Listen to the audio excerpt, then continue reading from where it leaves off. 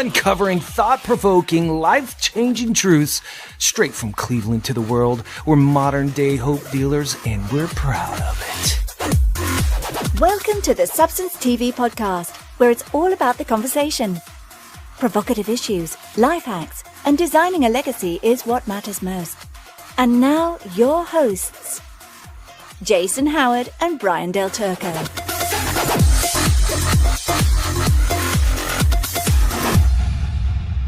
Hey, Substance TV, Jason Howard here with my co-host. Hey, Brian Del Turco here. Today's going to be exciting. Oh, today's going to be awesome because we are following up with who we were talking to last week. And Melissa. Yes, these two are incredible. Garry and Melissa Ingraham, they are awesome. They have actually changed a lot of lives. Their lives have been changed, but they've been doing a lot of life changing. God is working through them powerfully. I cannot wait for you to hear Garry's story. Melissa's story was off the hook last week. So if you listened last week, you're going to love this week. And if you have not listened to last week, you need to go back and you need to listen to Melissa's story. Melissa's Garry's wife, off the hook story of her. I'm not even going to spoil it. I'm just going to leave it at that. You need to go back and check it out. But Garry and Melissa have been married for 11 years, and they are proud parents of two amazing boys that we just got to meet a little while ago. They're adorable. And Melissa, she is a licensed mental health counselor in New York and Arizona. She's the wife, of course, of Garry, and that's who we were interviewing last week. Yeah, we're going to hear from Garry today. He's the founder and executive director of Love and Truth Network. It's a nonprofit equipping Christian leaders on developing safe and transformational environments for men, women, and youth within the church that are caught up in the epidemic of sexual sin and relational brokenness. There's a great need in the church, Jason, isn't there? There's a whole lot of that. The church is largely dropping the ball on this. Yes, and that's why we've got to talk about this stuff. We got to expose, right, and bring things to the light. And so, Garry, thank you so much to you, your sweet little wife. I know that right now you could be with the boys and you've got plenty to do, but you're with us. And so, on behalf of Brian and I and our Substance TV family, thank you so much for being here. Happy to be here. Thank you very much. Well, clearly your wife knocked it out of the park, and you are joining...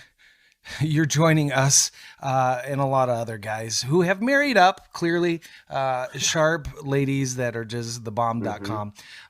But we got to tell you, Garry, we're pumped to talk to you because we think you're pretty freaking sharp yourself and you've done some neat things for the Lord. You're doing great things for the Lord, but you have an incredible story that I think is so pertinent for the church as is, but for so many people that aren't darkening the door of a church and would never want to step foot in a church for whatever reason. God is working through you for those folks as well. And so would you just kind of begin to jump right into this story of yours, begin to unpack it, and would you allow us maybe even at certain times to jump in and just ask questions along the way? Oh, that's great. Love that. Okay, cool. Yep. All right. Well, we're going to shut up and get out of the way. Well, so when I'm sharing my story, I usually just start off by mentioning that both my mom and dad came into their marriage quite relationally broken. My mom's dad passed away when she was about 5 years old. Her family went on welfare, and welfare back in that time was pretty severe and just really riddled with shame. And so her family was very, very poor. Her mom went into a deep depression and had just had another baby when he died. And she would be rocking in the same chair when they went to school and still in the same spot when they came home. And so there was just a lot of brokenness there. My dad's mother left his dad back when he was about 5 or 6 years old. And for some reason, I don't know, back in that day, it seems like children were really treated like trash when parents divorced. I don't know what that was all about, but it seemed like they were sort of considered to be, I don't know, dirty or from a bad background or whatever, and they just kind of bore the brunt. But my dad, along with his siblings, were farmed out to relatives while his father was trying to get his life back together, and eventually remarried. But all that time, they're with relatives that really didn't want them. And so anyway, my mom and dad met when they were in their late teens, I believe it was maybe 17 and 19 or 18 and 20, and got married 2 months after they met, which as a former pastor, I would be highly criticizing the idea of getting married 2 months after they met. But they stayed together and were married 68 years. My dad passed away at 88. But my experience was that of I'm the youngest of 5 kids, and my next oldest sibling is 5 years older than me. And my parents thought they were done having children. And so at the age of 41, my mom finds out that she's pregnant, and nobody was happy about that. My mom wasn't. My dad was especially not happy about that. He was a heavy equipment operator, and we didn't have a lot of money either as a family. But also he was pretty jealous of the time that my mom was giving and the emotional energy my mom was giving to the kids as well. So to have another one coming along, when they thought they were, going to be done at some point. So the reality is that I was unplanned for, and I wasn't wanted. And when I was born, my mom certainly came around to loving me well, but my dad really didn't so much. I mean, it isn't that he didn't love me. I'm sure that he did, but he was still just frustrated and angry about having another screaming, kid in the house. And it wasn't until much later in life that my dad and I developed a really phenomenal relationship. I mean, before he died, we lived together for about 15 years. My parents lived with me, and I got to take care of them. And my dad died on hospice in our home, and I took care of him right up to the end of that. I wouldn't trade it for anything. We really developed a strong bond.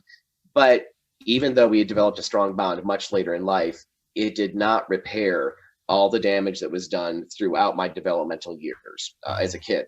And so only Jesus can do that, can go back and because he's not bound by time, to be able to go back and really repair those things.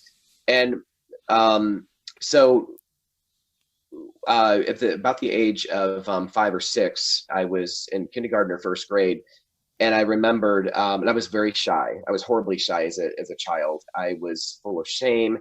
I remember when I was the very first day of school, when the school bus came. We lived out in the country in upstate New York, and the school bus came, and my somebody, my mom, my dad, whoever, my siblings, I literally had both of my hands on either side of the bus door, trying not to get on the bus. I mean, the social anxiety was profound, and they're just shoving me as I'm screaming and wailing, and so that was kind of my entry into the public school experience and onto the bus. And of course, I'm like raw meat for the bullies. That they're like, oh, good, this kid's going to be fun, right?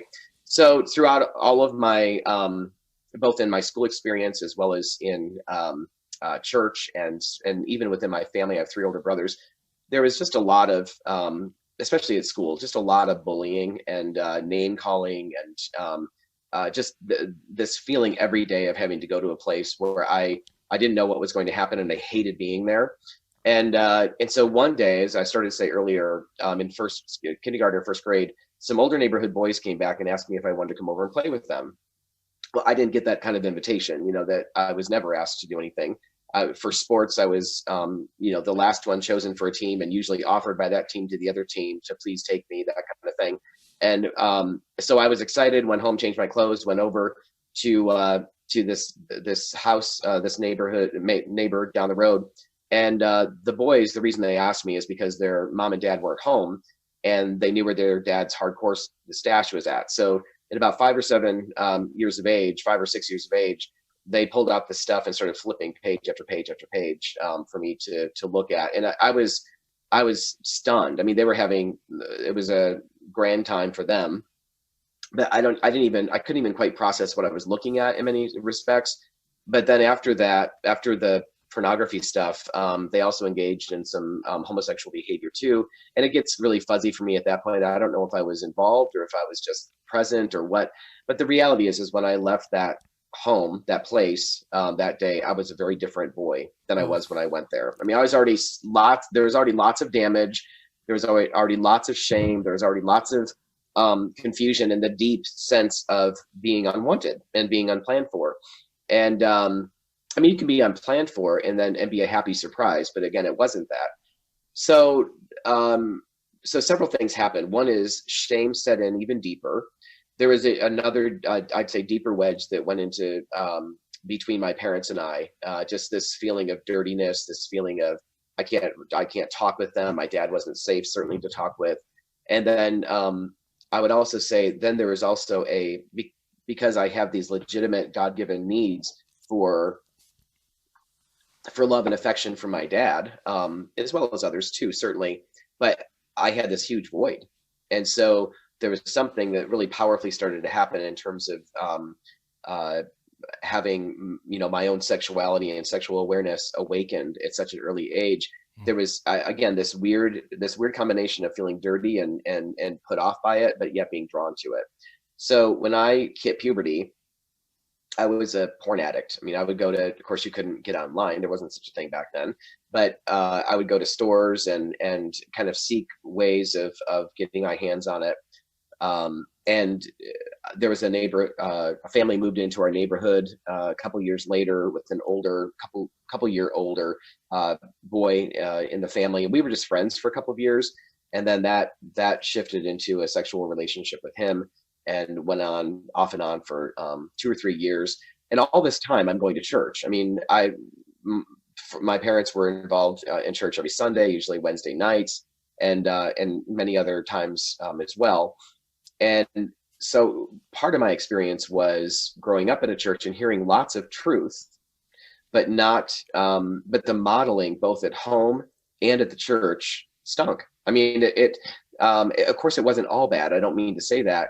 It wasn't all bad, but I think it's John Maxwell, I think, is the one that coined the phrase that more is caught than taught.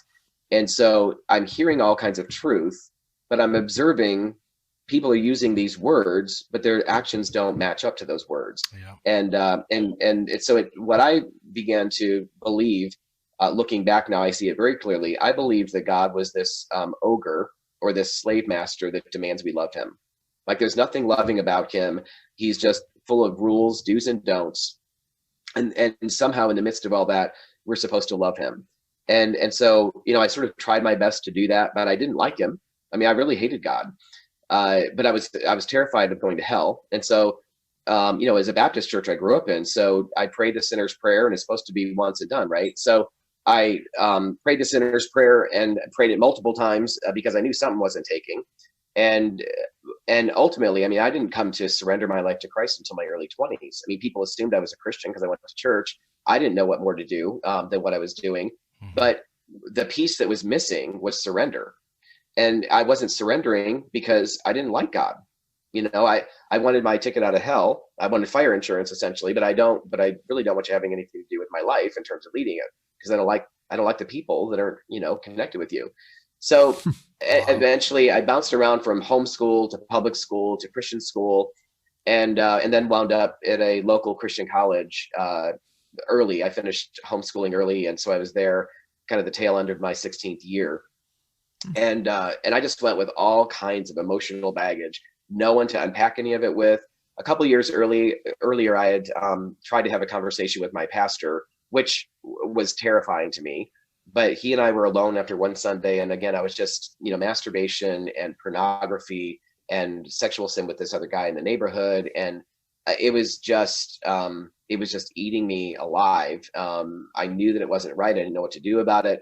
I thought, well, maybe I could talk with my pastor. And so after a service, I asked if I could talk with him. We were alone in the sanctuary, and he said, sure. And so we sat down, and as soon as he realized where I was going in the conversation, he wasn't a bad man, but he was so uncomfortable and knew nothing about what to say or do. As soon as he realized what I was trying to communicate, he got up and flipped his chair back around and gave me a little pat on the shoulder and said, "You're not doing so badly." And he left. And so I thought, again, there is no hope for me. The church has no answers. God has no answers, because I've been praying and praying to God every night for him to take away these. What I was realizing is, I didn't say this very clearly, what I was realizing is the pornography I was drawn to was men, and the relationships that, I had early on a little bit of interest in girls, but it very quickly became homosexual in nature, and I'd say exclusively so. for sure, for many, many years. And, I knew what the Bible said about that, or at least parts of what the Bible said. And, but yet God was doing nothing. I mean, I thought, well, my goodness, I'm going to pray about this and agree with God about it, and I'm going to wake up the next day and be a different boy. Well, of course that doesn't happen. But without someone to talk with, without adults to really talk with through that, we're left in our own heads, which is not good for any of us. And my conclusion was one of two things: either God is powerless to help me, and at the end of the day, I didn't think, I mean, when I saw the miracles and all that in scriptures, I thought that's not true, but he doesn't give a crap about me. That's what's true. So I'm one of these people that, Paul writes about, that I'm this chosen vessel that God's going to get glory with by his judgment of me. And that's, so I'm screwed basically. And so it was just every day. I mean, I just kind of lived under the weight of that. We're going to take a quick break. We'll be back after this message. For years, artists of all sorts, film guys, musicians, muralists, you name it, have been supported by patrons.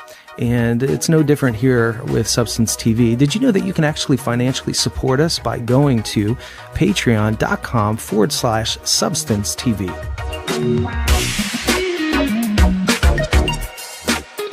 Thanks so much for hanging with us. Now let's go ahead and jump back into the conversation. And when I left, I was eventually kicked out of Bible college because they were concerned I was suicidal. And that understandably, that's not the place to process all that stuff.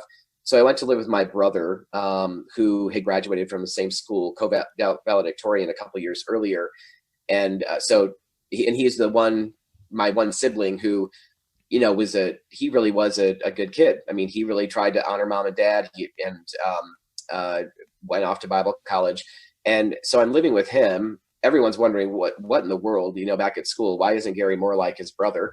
And when I was living with him, I was living near Cornell University in upstate New York. And I wound up finding out by accident about this a gay club in the area. I'd had no clue that there was such a thing there. And so I parked my car. I didn't know where it was, but I parked my car in downtown Ithaca and started walking around the streets and walking around everywhere I could think of that it might possibly be. And eventually because there's lots of bars and it's not, readily apparent what bar is what, but eventually I got a pretty good sense of where it was. And it took me weeks to even work up the nerve to go in. I'd never had a drink in my life, and I was 19 years old at this point. And but finally one day I broke the ice, went in, and every afternoon when I was not working, every afternoon, every evening I was there. I mean, because I was relationally starving. And that led to me getting involved with a guy that worked there and moving in with him and living with him for about a year or so. But that really began this full identity of I'm a gay man. This is who I am. Getting letters from some of my relatives or communication from them that they were just so ashamed of me and disgusted with me. And, my parents should be so ashamed. And of course they were. Letters from relatives like that. Wow. Yeah. And they were Christians. And again, and my favorite, one of my very favorite and close relatives sent me one of the most scathing letters of all. And she loves the Lord and she loves me, but it sure didn't seem like it at the time. But in our ignorance, we can say and do some just amazingly damaging things. Sure. Right. Yeah, of course. So, man. So from there, I really just embraced this life for quite a while, but my whole, earlier on, my whole desire was to find Mr. Right and settle down for the rest of my life. That was my goal and purpose in life. And, people are pretty naive early on about what's that going to look like, and I can achieve that. And of course, societally, I mean, when you look around and you look at the way that homosexuality is portrayed in media and on TV and that kind of thing, it really looks like white picket fences. It looks like it's as healthy as heterosexual relationships, maybe even more so. And but I can tell you from being there and having conversations with hundreds of people who have been, that really is a ruse. I mean, that's not typically, you'll find your token people that have been together for 20 or 30 years, but in almost every case, in that situation, it's an open relationship. They're bringing somebody else in to their bed as well, just to kind of keep things exciting. And so very quickly, I realized this is not, I don't know how many people I've been with. I mean, it was very quickly getting dumping others. And this desperate, what Melissa shared in her story was this desperate need when she'd break up with somebody to be back in relationship. And I was very much the same way. I only felt good about myself when something positive about me was being mirrored to me by somebody else, and in that romantic way. And so but eventually it just took a huge toll, and the Lord was at work in my life, and I was waiting for the Lord to every time I'd leave the bar, I'd think, tonight's the night God's going to kill me. Tonight's the night God's going to kill me. And yep, that didn't happen. And gradually over time, I began to question my perception of him. Is he really the slave master and the ogre that I think he is, or that I grew up, believing he was? And it was in my, I actually bounced around and lived in different places, but I was actually bartending at a gay bar for a while. And then I moved to New Jersey and was in retail down there. And I'd left for a long weekend to come back to New York, to my stomping ground, to party, and all that entails. And that weekend, there wasn't a friend of mine anywhere to be seen. I mean, I reached out by the phone. Either they were out of town, or they were too busy, or there was this or is that. Literally nobody out of this long list of people that I knew was around. And I began to realize, and I was really mad at God, because I realized that he was really messing with interrupting my weekend of fun and all my plans of immorality and all that kind of stuff. And so I left to go back to New Jersey, to this where I was living at the time. And for some reason, I stopped at this record store, and they had this tiny little area of Christian music. And for some reason, as mad as I was at God, for some reason I bought 2 cassette tapes and Christian cassette tapes. And so I was listening to those on my way back, and kind of very much like Melissa and that experience of the Holy Spirit giving her that window of clarity of that statement, that just because it felt right didn't make it right. And that opened her up to be able to recognize her sin. For me, there was a lyric somewhere in the music that just slew me. So I'm driving on the interstate in New Jersey, and I had become as hard as nails. I didn't cry about anything. I didn't feel much of anything. And all of a sudden, all of the pain started to come up to the surface, and I started to bawl. Well, I couldn't hardly see where I was going. I quickly got over, switched lanes, got over to the side, and parked the car. And I just was sobbing. And finally, for the very first time in my life, I was exhausted and tired. I was in I might have been 20, maybe 21. I don't know. 21, I guess. And I was exhausted, and I felt like an old man. I mean, I felt like I would when Paul talks in 1 Corinthians 6:18 about this idea that the man who sins sexually sins against their own body, that every other sin is outside the body, but the one who sins sexually sins against their own body. There is a unique kind of damage that's done, I think, to our soul. Wow. That no other, because lots of sins damage our body. You're saying that gender and sexuality is so primal or core to our humanity that when we violate that design, we actually it has this effect, you're saying? Oh, I think so. But I think it's, of course, Paul is talking there about not only about gender confusion or about homosexuality, but any kind of sexual sin. That's right. Which is outside of God's plan for us and purpose for us. This idea of coming together and being with one person for life is really, as a man with a woman and vice versa, is really God's design for us. And so when we start functioning outside of that design, it does an incredible kind of damage.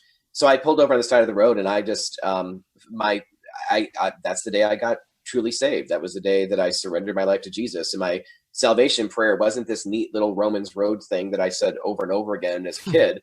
Right. It was, Jesus, I've made a total disaster of my life. I don't even know if you want what's left of me, but if you do, you can have it. Wow. That was it. And so he took me up Wow. on it, and life was radically different. I mean, the idea sin had a whole different perspective. Righteousness had a whole different perspective. I wish I could tell you, oh, it just kept, the smooth sailing from there on out. That's not true. I mean, there was a radical change that happened in my life. I started dating a woman. I started going to church in New Jersey, started spending time with this woman from there, months later, shared my whole story with her. She shared her story with me. And we wound up getting married, and really too soon. And it wasn't, I actually broke the engagement off, and then just feeling pressure, I went back into it and just thinking God will meet us here, and we'll whatever, it's all going to be okay, which was very ignorant on my part to do. But within three years, we were separated. She left, and not through sexual sin on my part or her part, but she left. And then about a year later, I didn't want the divorce, and so I wouldn't sign the paperwork. I really wanted to work it out, but a year later, the divorce went through, and I was just devastated by that. I mean, it was the last thing in the world I wanted. And out of my anger, I felt like God didn't do enough. God should have done more to apply pressure to her to reconsider, and to we were going for counseling, and we were really working on things, and then it was just this sudden kind of shift on her part, and so I went back into homosexuality. Wow. But now for an experience, because I'm a Christian.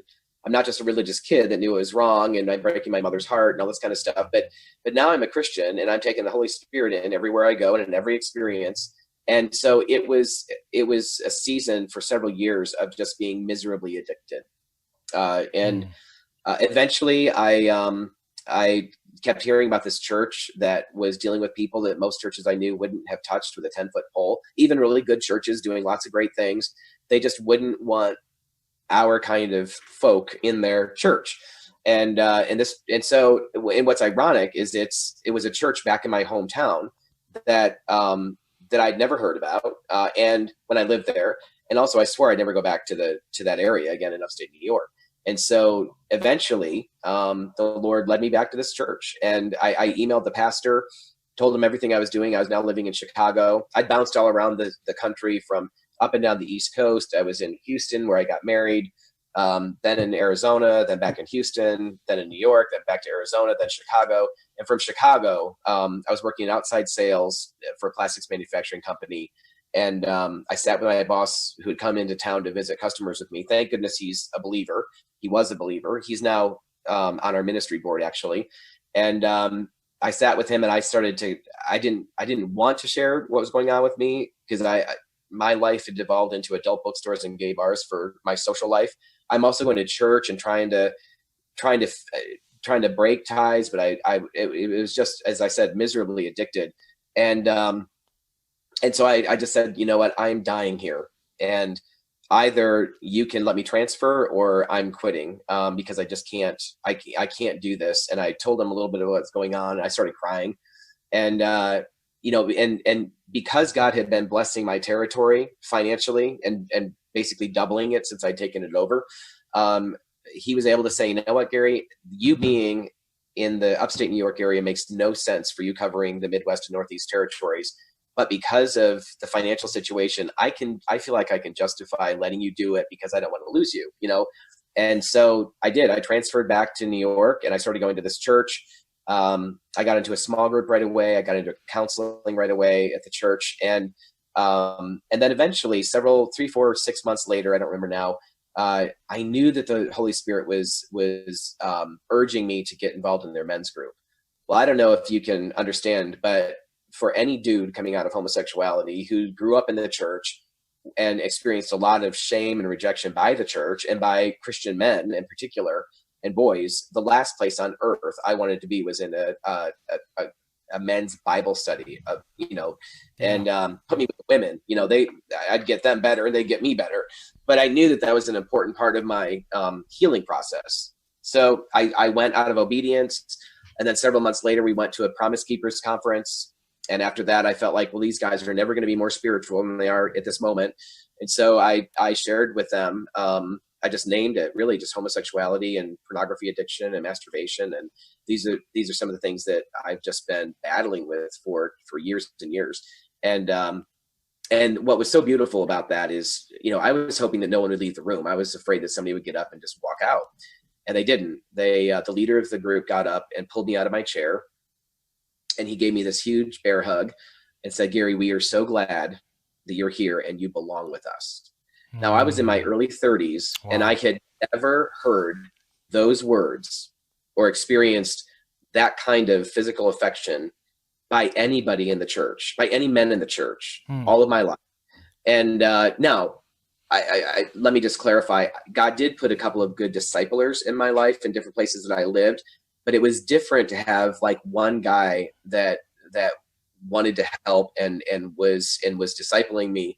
But there was something about having what I needed was the community of men. Like, I belonged in the community of men. And I felt like I was ostracized early on. And then I'm just like, screw y'all. I don't even want to be with you anyway.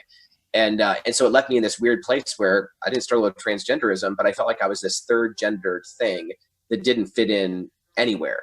Yeah. And so the other thing too is I really stayed bonded to my mom and my sister, and my 3 older brothers were old enough. They didn't want me running around with them and their buddies, and so all through my developmental years, I'm marinating in the world of the feminine.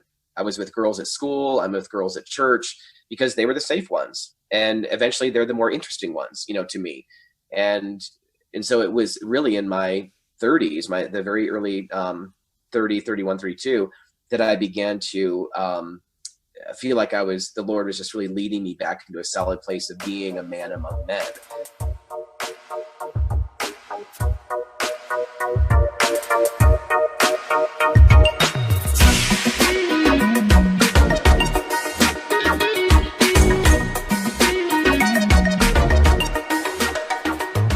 Well, there you have it, Substance TV tribe.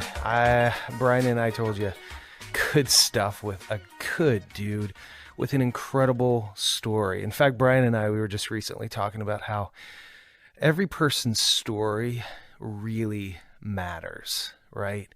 We've got to make sure that we're telling our story. Our story is a sub-narrative of the great big narrative. And this guy's sub-narrative, his story, is setting people free, helping people out in so many ways by just his transparency. And this is just one of 3. We're actually cutting this up. When we sat down, we actually were with him for an hour and a half, just talking about his story and all that he went through. So I'm excited to say that there's another second one, and then there will be a third version of Mr. Garry Ingraham. And so I'm super stoked to show you that. So make sure that you join back next week and the week after that. And then we've got some more good stuff coming up even further than that. We love you guys. Talk to you soon. Some people have asked us, how do we help you grow? Well, you can do that by going to patreon.com/Substance TV and getting more information there. Thanks for listening to the Substance TV podcast. Subscribe, rate, and review the show on iTunes to help us spread the Substance TV sweetness. Visit us at substancetv.org to stay up to date with the most current trending topics and events. Is there a topic you'd like to hear on the podcast? Have an opinion and want your voice to be heard? We want to hear from you. Call us at 216-505-0665 or email your questions to info@substancetv.org. See you next time.